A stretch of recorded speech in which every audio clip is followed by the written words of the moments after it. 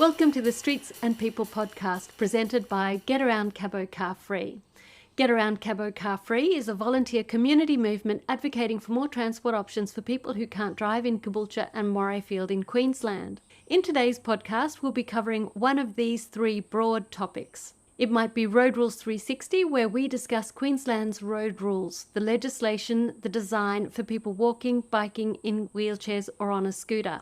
It might be Not Everyone Drives, where we chat with people whose transport options don't include a car in a car-dependent society. And it might be People and Projects, where our conversations are with people working on a specific aspect of inclusive transportation. Today we're doing one of our People and Projects episodes, and I am here as usual in Caboolture, just north of Brisbane on Gubbi Gubbi country, and I am very delighted to have Iden Petraj all the way from somewhere else. Perhaps, Iden, you could just check that I have said your name correctly and where you're calling from. Yeah, hi Wendy. You pronounced my name correctly, it's Iden, and I live in Tirana, Albania. I've lived here all my life. Tirana has made great changes lately. A lot has changed. I've met so many people that have visited Tirana a couple of years ago. They visit now, at least the last 5 years. They say that they don't recognize the city. I invited you to be on the show because you're the Bike Mayor of Tirana. Tirana is the capital of Albania. As it happens, I spoke with Associate Professor Dorani Pojani.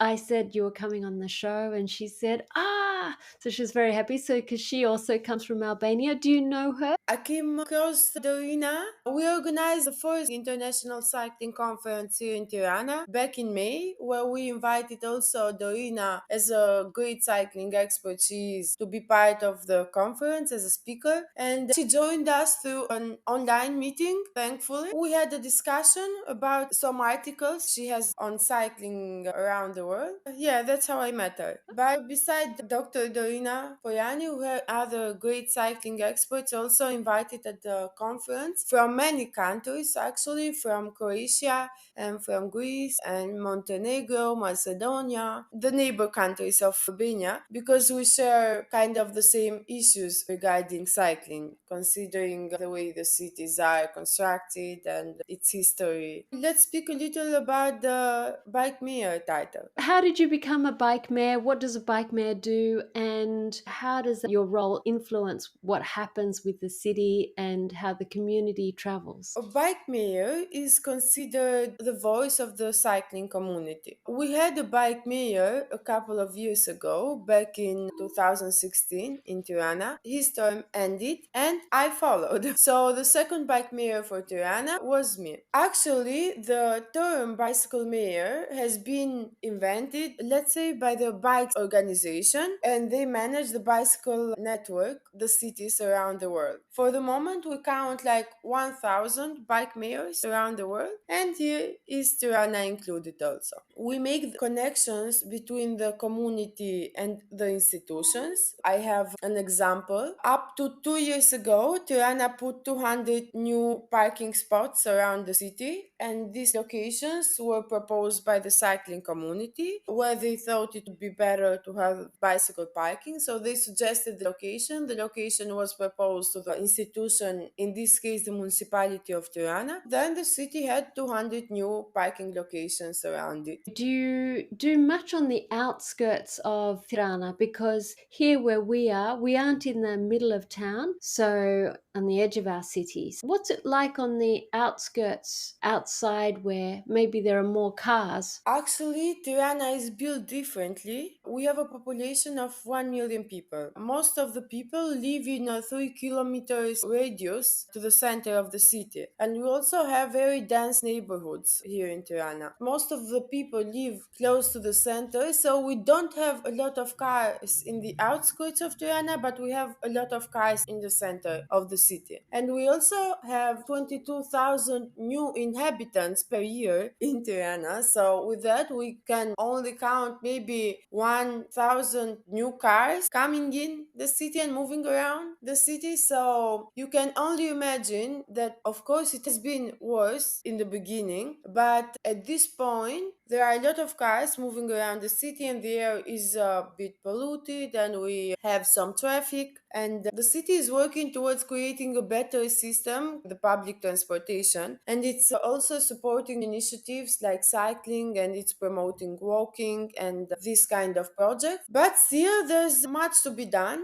About the outskirts of Tirana, the Active Mobility Organization, which is also the organization that organized the cycling conference back in May, has done some projects in the suburban Tirana. And most of the projects included vulnerable individuals or low income individuals. We have donated until now 100 bicycles. We have made these individuals part of the trainings on bicycle maintenance and safety on the road, and also they learned how to ride a bicycle because most of them don't know, especially women. Also, in one project at the community centers, part of the projects was the Roma community. Beside the bicycle, they received safety equipment and also repair kits. And this was in terms of creating the opportunity for jobs for them, or the opportunity to work. Considering that the cycling sector is growing, there's the possibility for them to find some employment in this sector. For the moment, we have 58 kilometers of bicycle lanes here in the city, and we, the city and the cycling community, is trying to expand this infrastructure to 94 kilometers of bike lane. And within these 94 kilometers, we also want to expand the bicycle infrastructure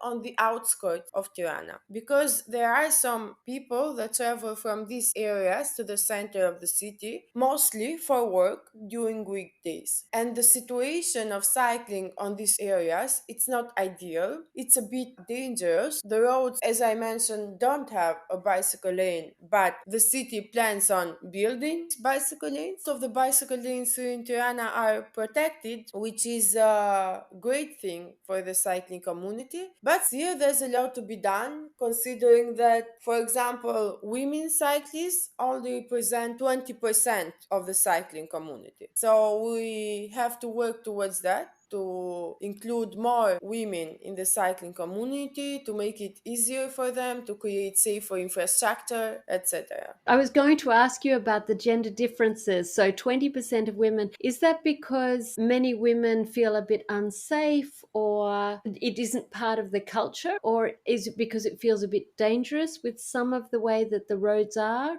How does that work? Or maybe what they wear or the weather? I've cycled for more than 15 years, and it sounds funny to me to say that some women are ashamed to cycle in the city. This is kind of a traditional mindset that they have created to themselves, and the other part, it doesn't feel safe cycling around the city. A study has been made by GIZ, the German corporation, and they mentioned that most of the women, the number one why they don't cycle is because they don't know how to ride a bike. The second issue was safety, they didn't feel safe. And the third one was that they felt ashamed riding a bicycle. You can find women ashamed of riding a bicycle in the center of the city, but on this project that we realized in the outskirts of Tirana, maybe all of them didn't want to ride a bicycle because they were ashamed of it. And these are young people mostly who participated in the project, like from 16 years old to 20 years old. If a child or if a teenager of that age feels ashamed to ride such a beautiful vehicle like a bicycle, it's something that they heard from their parents and from their grandparents or etc., and it came to them. But I don't know why we are at this point, considering that bicycles have been a tradition of Albania since the first bicycle arrived in Skodra, actually, which is the cycling city of Albania. It has a great number of cyclists. Yeah, so more than 100 years ago, we had bicycles in Albania. And also, Skodra organized the third bicycle race in Europe after France and Italy. It was huge, so bicycle had already become part of the country. Also, the police of Skodra started using bicycles around the city. Imagine the culture. So many cities are trying to have their police use the bicycles on their daily work, and Skodra did it more than 100 years ago. Just a couple of things about women using bicycles. I was curious about the shame. Is that to do with being poor or from communist time? Because Albania was communist until 1990 or something, I think, wasn't it? We can't say that because during communism, every citizen had a bicycle, which was the only allowed possession. After communism, everyone started buying cars. And during communism, not only men, but even women rode a bicycle around the city. Every family had a bicycle. It was like the main transportation mode in the city. Nowadays, I don't know, maybe Tirana is working towards creating a safer and better public transportation. For the moment, we are implementing the bus rapid transit. We are creating new bus lanes, and also this new bus will be faster than the other lines. But the public transportation, it's not in its best condition. The buses are very crowded, and especially during very hot weather, it's not comfortable to use the public transportation. Also, the bicycle lanes, most of them are protected. We have safe bicycle lanes, but Tirana still has a car-centric mindset. Most of the drivers are too aggressive on the road. This is the main reason why women don't feel safe on the road, because okay, we have already implemented every main road in Tirana has the bicycle lanes. Most of them are protected, but I think it's the driver's mindset that makes women afraid, because they drive fast on some streets whenever it's possible for them, whenever they don't have a traffic light. Also, the police isn't forcing a better behavior from them, because most of these cars are being parked on the bicycle lane. So an everyday cyclist who uses the bicycle lane, at the moment that there's a car in this lane, he will be forced to use the street. This endangers his life. It's dangerous for the cyclist. This is a daily behavior of the cyclists here in Tirana, and the police isn't doing anything for this. We also have a lot of delivery motorcycles moving around the city, and they are also, when there is a lot of traffic during these hours where people go to work and come back from work from 8 to 9 a.m. and from 4 to 5 p.m., they decide to use the bicycle lanes as an alternative route to their destination, which is very dangerous for the cyclists. These conditions, they don't create an environment that is safe for women cyclists. This is why most women don't choose to cycle. Might sound very weird, but maybe it's because my experience in Copenhagen, which is the cycling city of the world, it's perfect to cycle there. And when I came back to Tirana, I didn't stay long there. I only stayed for 1 month, but still it was enough to get used to their habits. When I came back here in Tirana, having more than 15 years of cycling experience in Tirana, I still felt a bit afraid of using the bicycle here. Of course, now I'm adapted to it after some days back in the city, but it never happened to me before, and I travel a lot. But maybe it was the Copenhagen effect. But still, in 2018, Tirana didn't have any bicycle lane. So all these 58 kilometers of bicycle lane have been built in the last 10 years, so less than 10 years. Imagine that. I think we are going towards a greater future than we have now. And of course, we are better than we were back in the past. We didn't have any bicycle lane. The situation for cyclists was very dangerous. And also, we counted maybe a percentage of the population of 2% of the citizens who used bicycle as a mode of transportation. And now we count the 10% number of cyclists in the city. But these are not only the bike to work trips, but in this 10%, we also count the cyclists who use the bicycle as a recreation. Women and men have different journeys with transport and riding bikes. So men will often go from home to work and then come back home again, whereas women go from home to childcare, to work, to the supermarket, to attend a relative, to childcare, to home. It's called trip chaining. You would know this term. That's to explain to our listener who may not be familiar with this term. So I wondered if the bike lanes are all designed for going to work, then some of those nearby journeys might be perhaps not so well catered for. It is true that women have many duties, but from what I've noticed in Tirana, these duties have been combined between men and women. There's a Facebook group called Why Don't They Ride in the Bike Lane? And it's full of all these photographs where people show why it's so impossible to ride in the bike lane. And it's people parking in there, or bad design, or delivery people, or somebody else using it. It's one of my favorite Facebook pages because it just Yeah. shows you it's not always possible. I do have some favorite social media pages. For example, there's this page which is called Cyclist Fault. There are some videos of accidents with cars, and they picture it's the cyclist fault.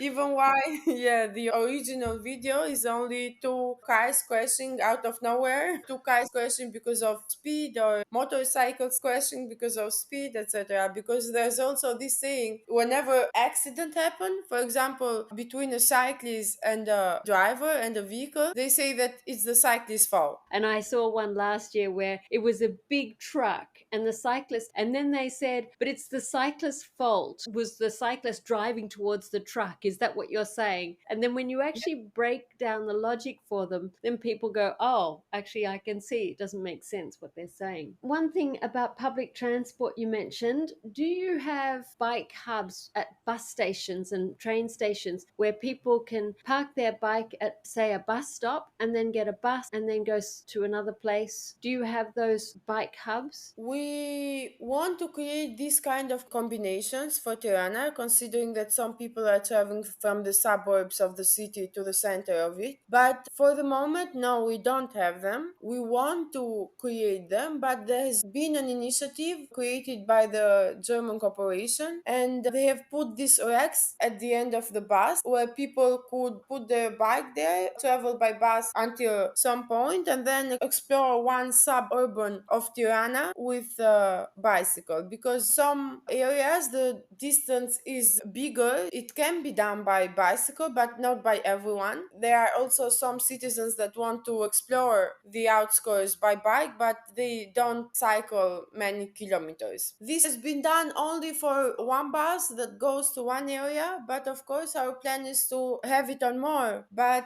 it's optimal to have the bike hubs around the city. We have safe parking spaces for the moment. We're also in discussion with underground public parking, so they can remove one car parking and replace it with bicycle parking. Because Tirana has 4 or 5 buildings that don't have an elevator, and most of people don't feel comfortable taking their bike up and down every day, so they can use the bicycle in the city. So they find it easier to travel by car sometime, and that's why these are some issues that need to be solved. So a safe place where they can leave their bike during the night. Have you had any difficulty getting funding for bicycle infrastructure compared to car infrastructure? We have a big project which is in ongoing process for the moment. Tirana was announced winner among 500 applications, and 10 cities were announced winners. Tirana was one of them. Of the Bloomberg Initiative for Cycling Infrastructure project by Bloomberg Philanthropies, we are implementing 8 new safe intersections here in the city close to schools, which will increase connectivity between the bike lanes that are already there. The intersections have been an issue for the cycling community because they went from one bike lane to the other through these intersections, but they passed through the zebra lines, and it wasn't optimal even for pedestrians. So with these these new intersections, we will be creating the space for the cyclists to go through the intersection, which will be painted and it will be visible. Also, it will have the dedicated traffic light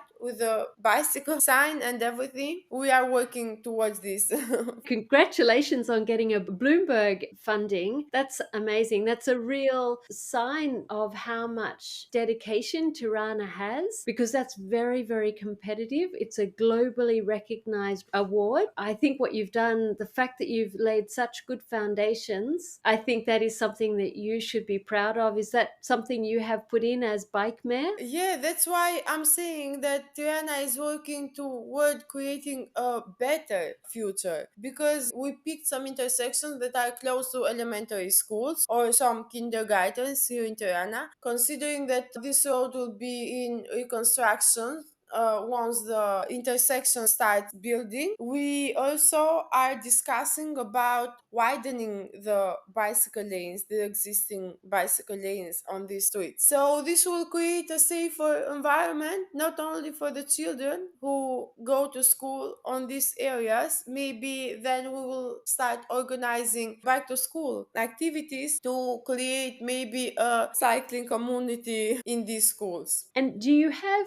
many e-bikes? Is that popular in Tirana? We have more e-bikes now that we had 5 years ago, and also we have a lot of citizens using the e-scooters in Tirana. And I'm not ashamed to say that even I have a e-bike. I have 6 or 7 bikes. Most of them are classical ones, but I've considered a cyclist that uses an e-bike one less driver. So we shouldn't be so opposed to the idea of people using the e-bikes or even the scooters. I don't like scooters a lot because they use the same space as cyclists do, and they are faster than the cyclists, and a lot of incidents have happened from scooters. But still, if I would choose between a car and a scooter, I'd still choose a scooter, because maybe from scooter these citizens go to bikes later. Maybe because they could find bikes more comfortable with time. So why not create this opportunity and create this vision of change in the future? So we should keep our hopes up and work for the best transportation here in the city. I've got an e-bike. It's a cargo e-bike, so I have a box at the front and a box at the back. It's Yeah. wonderful. I love my e-bike. It makes me feel like I'm strong and I can get around easily. I don't arrive sweaty and dirty. I really like that. I'm a complete fan of it. What do you mean it makes you feel strong? Because the bicycle is quite a big bicycle, it's a good design, it's very solid, and it goes fast enough. I'm very visible, so there are times when I have been on the bike and I'm quite high when I'm riding because it's a little bit higher than I think an ordinary bicycle. So I'm more visible, and that makes me feel safer because it's also bright orange as well. So I think that whole sense of being safer and bigger and able to go at a reasonable pace makes me feel a bit stronger. I totally understand you. I've actually seen a study lately which was how do people feel inside cars and how do people feel as cyclists. It was a completely different interpretation. For example, the drivers said that they felt like they owned the road and they felt very protected and they felt very detached to the community. With the cyclists, it was different. They felt more connected to the community and they felt more vulnerable, and they felt that they owned the road and this space where they were riding, it belonged to them, but they didn't feel powerful as in cars, for example. But a great choice on the cargo bike. It's very necessary for moving around the city, especially if you have daily chores. I'm thinking of buying one myself. It's the best way to go around the city, especially if you have to do some shopping or if you have children and even a dog. We have people in our community who don't know what a bike mare does and maybe is sitting there going, what can I do to maybe get a bike mare, or how can I ride a bicycle?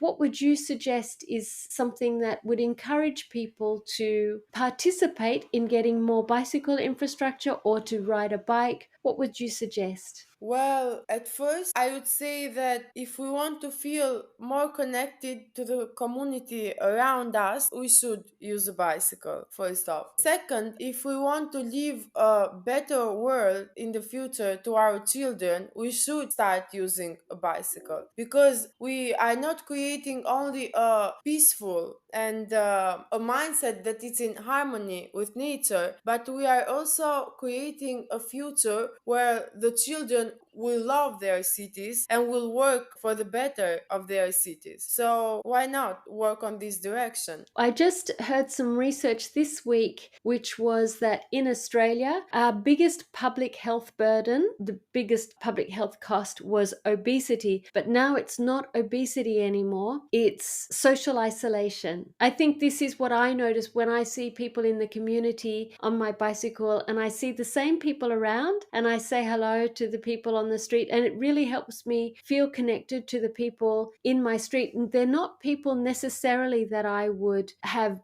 big, deep friendships with. Just this morning, I saw somebody I often see, and we have a conversation. It's like, "Hi, Bill, where are you going? What are you doing?" And it just forms this sense of small connection, which makes me feel like we are in this together and part of the community together. Sometimes when we are riding on the bike lanes, we connect with another cyclist. They ask for something, for example, directions, or they even have a comment about the car parked there or something that is going wrong with the bicycle lane. And it's still a connection between you two. Whatever you are talking about, it's a connection between you and the community, and for you to understand the community better, and also, yeah, to keep this relationship between us going. Because I've also noticed that since the pandemic, people are becoming more individual. Before the pandemic, it was different. We had a bigger sense of community, but after it, we have become more individualistic. You talked before about how you help people in low income areas. You gave them a bicycle, you gave them some education how to ride a bicycle, and you helped them with the maintenance. I was interested to find out about how much teaching people on low incomes about maintenance and how to ride a bike, whether that had much effect on their riding. You tell them how to fix the bicycle. How successful was that when you teach people how to fix their bicycles and also teach them how to ride? Well, it wasn't hard because the first training was on learning how to ride a bicycle. The second training was for the safety on the road, and the third training was on bicycle maintenance. The first one, we had the trainings for 1 week. The second training, also the safety on the road, took 1 week to be finalized, and also the third training, the same. Of course, it's always hard to learn an adult how to ride a bicycle. It's easier with children, but it's not something that it can be done. Also, adults, it is a bit difficult because adults are more afraid than children. Children don't mind falling or having incidents on their everyday play. They do have these incidents, but they interpret and understood better the second training for the safety on the road, and they would ask questions about it, and they would share their knowledge and their everyday experience on safety on the road. On the bicycle maintenance, this was like kind of a game, and they saw it as a game, and it was fun for them. And the bicycle maintenance included changing tires and also oiling the chain. These kind of basic knowledges on bicycle maintenance. But it was, let's say, like the most fun part for these teenagers who participated in the training. At least for the training that included teenagers on the high school. The other training that was on mobile bike mechanics, it was done in community center, and Roma community was part of the trainings. They were adults, 20 years old up to 50 years old. And I want also to mention that most of the participants, 70% of them, were women. So imagine women that have that kind of mindset and are part of the Roma community learning how to maintain bicycles. It was very very fun but educative situation for them. But by the end of it, the training was successful and they received their certification and they received the bicycle, the safety equipment, and also the repair kit, and they were ready to be part of the cycling sector now. We are still looking for bicycle shops that are looking for employers. So maybe we could propose these individuals that participated in these trainings to be employed by the local bicycle shops. I love that. It's a great one to end with. Just to check, there is anything else you would like to say or mention or ask? To everyone who is listening, I want to say that be sure to visit Tirana now or maybe in the future. You will see great developments happening here and you will see an European city coming to life with all these changes that has been done in the city. And you are most welcoming and see you soon. All right. Well, thank you very much, Iden. That was lovely. I very much enjoyed the conversation. Yes, thank you so much for inviting me. Thanks for enjoying Streets and People presented by Get Around Cabo Car Free. We publish our podcast regularly at the usual places and on our website where you can find out more about us. getaroundcabocarfree.com.au. That's www.getaround, get around, that's pretty straightforward. Cabo, C-A-B-O, that's short for Caboolture. Car Free, C-A-R-F-R-E-E. There's no hyphen in that. .com.au. Our theme music is The Thief on AM Sound, which is just like our cars on our streets, always stealing the space. So let's stop that thief.